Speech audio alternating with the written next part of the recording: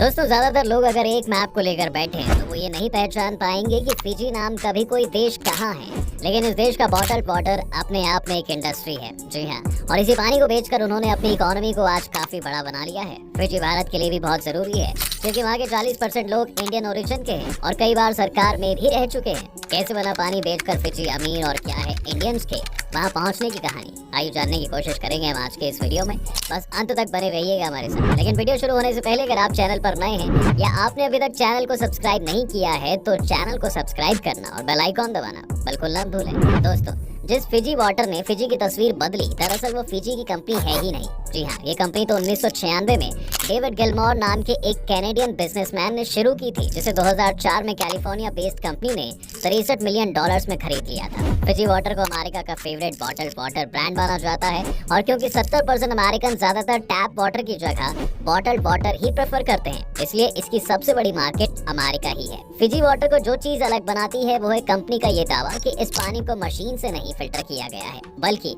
ये volcanic rock से naturally filter होकर आता है, जिससे कि ये ज्यादा सॉफ्ट और मीठा हो जाता है। खैर, ये सब तो मार्केटिंग डिपार्टमेंट का खेल है।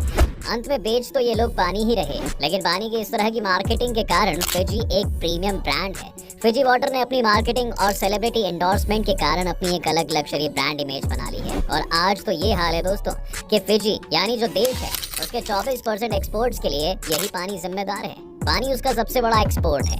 इसमें भी अमेरिका उनका सबसे बड़ा कस्टमर है क्योंकि उनका 92% पानी अमेरिका को ही एक्सपोर्ट किया जाता है। इस एक्सपोर्ट में भी कमाल की ग्रोथ देखी गई है। 2009 में जहां उन्होंने $150 मिलियन का पानी एक्सपोर्ट किया था, वहीं 2021 में ये बढ़कर $260 मिलियन के फिगर को भी पार कर गया है। जी हाँ, लेकिन फिजी वाटर ने सिर्फ फिजी का पानी बेचकर ही उनकी इकोनॉमी को मदद नहीं की, बल्कि उन्होंने फिजी को इतना फेमस कर दिया कि लोग इस आइलैंड नेशन के बारे में बहुत ही क्यूरियस हो गए, जिस वजह से यहाँ टूरिज्म भी बढ़ने लगा। ये बात हम खैर आंकड़ों में भी साफ देख सकते हैं, क्योंकि जब फिजी वाटर ने अपनी इंटरनेशनल सेल्स शुरू की थी और वो यूएस में एंटर कर गए थे, तभी से फिजी के टूरिज्म में एक बड़ा उछाल देखने को मिला है। आज फिजी की 40% जीडीपी अकेले टूरिज्म पर ही डिपेंड करती है, जो देश में 1 लाख से भी ज्यादा जॉब्स क्रिएट करने के लिए रिस्पॉन्सिबल है।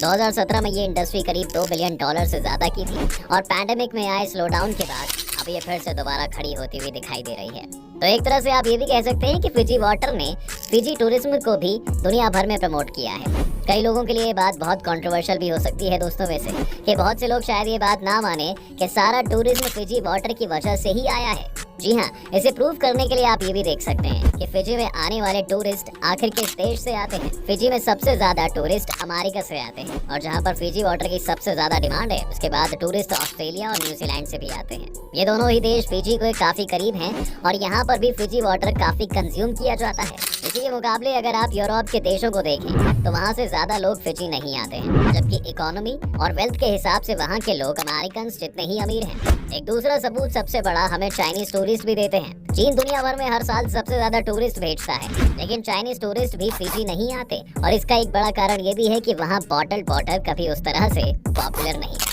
फिजी वाटर ने सचमुच फिजी को बदल दिया है, क्योंकि इससे पहले उनकी इकोनॉमी बहुत ही अलग तरह से फंक्शन करती थी। अगर हम फिजी के शुरुआती कुछ वक्त में जाएं, तो यहाँ पर हजारों सालों से लोग एक ट्राइबल सिस्टम के अंडर रह रहे थे, जिसमें वो बेसिक एग्रीकल्चर और फिशिंग से अपना गुजारा करते थे। लेकिन 1800 के करीब पहली बार यूरोपियन सेटलर्स ने इस आइलैंड के बारे में सुना और ब्रिटिशर्स यहाँ पर ट्रेड के लिए पहुँच गए। उन्होंने यहाँ से भारी मात्रा में चंदन के पेड़ खरीदने शुरू कर दिए और इसके बदले में कई सारे ट्राइबल चीफ्स को बहुत पैसा भी मिला। इसके साथ यहाँ पर यूरोप से गन्स भी आई, जिस वजह से ट्राइब्स के बीच वायलेंस बढ़ा और आपसी झगड़े भी। और फाइनली पूरी फिजी की कमांड रतु तैनोआ नाम के आदमी के पास आ गई, जिसने इसे अपने बेटे कैकोबो को पास किया। कैकोबो ने अपनी स्पेंडिंग के कारण फिजी को बहुत कर्ज में भी डाल दिया था और उसे चुकाने के लिए फिजी के 2 मुख्य आइलैंड्स में से एक विटी लेवू के एक बड़े हिस्से को उसे पॉलिनेशिया कंपनी को 1868 में बेचना पड़ा। इसके बाद धीरे धीरे पूरा देश ही यूके को बेच दिया गया। जब 1874 में फिजी एक ब्रिटिश कॉलोनी बन गया तो उन्होंने यहाँ गन्ने की खेती शुरू की, लेकिन इसके लिए उन्होंने फिजी के लोगों की बजाय भारत से स्लेव्स इंपोर्ट किए और यहाँ पर काम पर लगाया। अगले कई दशकों तक चीनी ही फिजी का सबसे बड़ा एक्सपोर्ट प्रोडक्ट बना रहा और ये उनके 50% एक्सपोर्ट के लिए भी जिम्मेदार। इसकी वजह से फिजी के जो नेटिव लोग थे वो और भी ज्यादा गरीब और पिछड़ते होते चले गए, क्योंकि उनके पास तो इस व्यापार में घुसने का कोई रास्ता भी नहीं बचा था। और आज भी ज्यादातर नेटिव फिजियंस वहाँ लो पेइंग जॉब्स ही करते हैं। 1970 में जब फिजी को आजादी मिली थी दोस्तों, तब पॉपुलेशन का स्प्लिट 50-50 था, जहाँ एक तरफ नेटिव फिजियंस थे तो दूसरी तरफ वो इंडियन फैमिलीज जो अब कई सालों से यहाँ रह रही थी और इसी देश को अपना घर बना चुकी थी। फिजी की पॉपुलेशन को एलाइट्स कंट्रोल करते थे, जो कि ज्यादातर इंडियंस ही थे। इसी वजह से 1987 के इलेक्शन में फिजी को कामिसीसी मारा के रूप में एक इंडियन प्राइम मिनिस्टर मिला, लेकिन ये चीज वहाँ के नेटिव फिजियन पार्टीज को पसंद नहीं आई और 1987 में सरकार का तख्ता पलट कर दिया गया। रूलिंग पार्टीज के मेंबर को गिरफ्तार कर लिया गया और मिलिट्री रूल लागू हो गया। इसके बाद 90 के दशक में डेमोक्रेसी फिर से रिस्टोर की गई और 2000 के इलेक्शंस में फिर से एक इंडियन आदमी महेंद्र पाल चौधरी को प्रधानमंत्री बना दिया गया। और इस बार भी ये बात फिजी नेशनलिस्ट को पसंद नहीं आई और एक और बार तख्ता पलट हो गया और उन्हें बंदी बना दिया गया। 2006 में जब सरकार कोस्टल लैंड्स को प्राइवेट कंपनीज को बेचने की सोच रही थी और उन पर करप्शन के इल्जाम लग रहे थे, इस समय इकोनॉमी की हालत भी नाजुक थी, क्राइम रेट बढ़ रहा था और उसके बाद फिर से एक और मिलिट्री रूल यहाँ स्थापित कर दिया गया। लेकिन ये मिलिट्री रूल फिजी के लिए अच्छा रहा, क्योंकि इस बीच मिलिट्री गवर्नमेंट ने जल्दी से फिजी की सफाई की, वहाँ इंडियंस के खिलाफ हो रही रेसिस्ट पॉलिटिक्स को खत्म किया और 2014 में इलेक्शंस भी डिक्लेयर कर दिए। इस इलेक्शन और इसके बाद के सभी इलेक्शंस में फिजी फर्स्ट पार्टी को ही जीत मिली, जो कि एक फिजी नेशनलिस्ट पार्टी है। इस समय तक वहाँ जो इंडियंस थे उनकी संख्या 50% से गिरकर 40% हो गई थी, क्योंकि बहुत से लोग देश छोड़कर बाकी सेफ और डेवलप कंट्रीज में सेटल हो गए थे। आज फिजी के 20% नागरिक देश से बाहर ही रहते हैं और वहीं पर काम करते हैं, लेकिन इन बाहर रह रहे लोगों का भी फिजी को बहुत फायदा हुआ, क्योंकि ये लोग रेमिटेंसेस के तौर पर अपनी कमाई का कुछ हिस्सा अपने घर वालों के लिए भेजते हैं, जो कि फिजी की 10% नेशनल इनकम के लिए रिस्पॉन्सिबल भी है।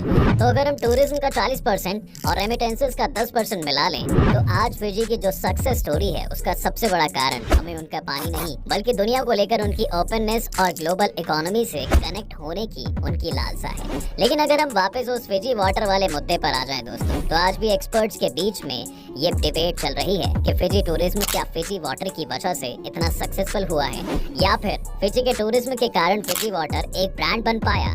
इस डिबेट का कोई हल नजर नहीं आता है, क्योंकि ये मुर्गी और अंडे वाली बहस की तरह है, जिसमें सालों से लोग सोच रहे हैं कि पहले कौन आया।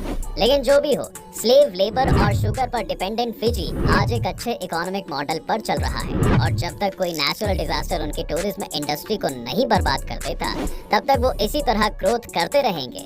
लेकिन क्या फिजी में रेसिज्म खत्म हो गया है? क्या आज अगर कोई इंडियन आदमी वहाँ प्राइम मिनिस्टर बन जाता है तो क्या फिर से तख्ता पलट हो जाएगा? ये सवाल इसलिए भी अहम है दोस्तों, क्योंकि किसी भी देश का टूरिज्म इस बात पर भी डिपेंड करता है कि वो जगह कितनी सेफ है, स्पेशली अपनी माइनॉरिटीज के लिए। फिलहाल अभी फिजी की पॉलिटिक्स और वहाँ के पॉलिटिशियंस को इसका जवाब शायद देने में काफी मुश्किल है, क्योंकि आज जो फिजी के प्रधानमंत्री हैं उनका नाम है सिटिवेनी रबुका, जो कि 1987 के तख्ता पलट में न सिर्फ शामिल थे बल्कि इसके मेन इंस्टिगेटर भी माने जाते हैं। और हर बार जब भी किसी इंडियन प्रधानमंत्री को बर्खास्त किया गया है तो वो ही प्रधानमंत्री बने हैं, फिर वो 1992 से 1999 का वक्त हो या फिर 2002 का।